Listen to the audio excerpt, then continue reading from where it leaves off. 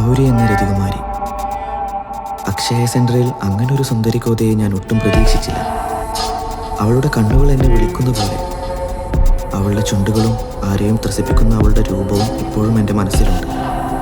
അവളുടെ ചുണ്ടുകളിൽ അമർത്തി ഉമ്മവെക്കുന്നത് ആ നിമിഷം ഞാൻ സ്വപ്നം കണ്ടു.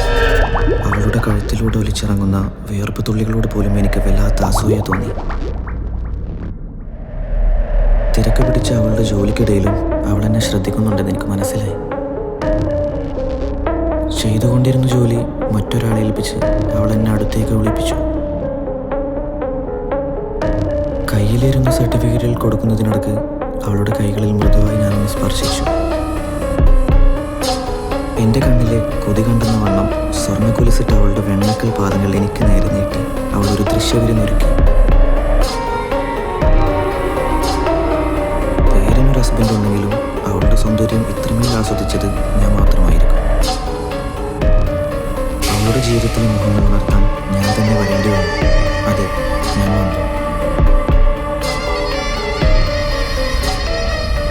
എന്താ ഇതെന്താ ഒന്നും മിണ്ടാതെ? ഒരു തലവേദന പോലെ. ആ പറയണ്ടേ, ഞാൻ പോയി ചായ എടുത്തിട്ട് വരാം.